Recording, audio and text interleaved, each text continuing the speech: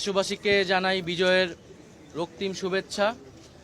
আজকের এই দিনে আমরা স্মরণ করছি আমাদের মহান স্বাধীনতা সংগ্রামের সকল শহীদদের এবং আমাদের জুলাই অভ্যুত্থানের শহীদদেরকে আমরা শ্রদ্ধার সাথে স্মরণ করছি।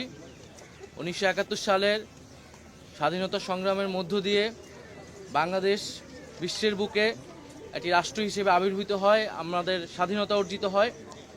1971 সালে আমাদের বিজয় আসলেও, আমাদের স্বাধীনতা আসলেও সেই স্বাধীনতা ছিল অরক্ষিত। আমাদের 2024-এর বিজয়ের মধ্য দিয়ে আমাদের স্বাধীনতা পূর্ণতা পেয়েছে এবং 2024-এর এই বিজয়ের মধ্য দিয়ে আওয়ামী ফ্যাসিস্ট মুক্ত দেশে জনগণ প্রকৃত বিজয়ের স্বাদ অনুভব করছে এবং ইনশাল্লাহ আমাদের এবারের বিজয় এবং এবারের স্বাধীনতা আমরা রক্ষা করব এবং একটি ফ্যাসিস্ট মুক্ত আধিপত্যবাদ মুক্ত বাংলাদেশ থাকবে, নতুন বাংলাদেশ। এটাই আমাদের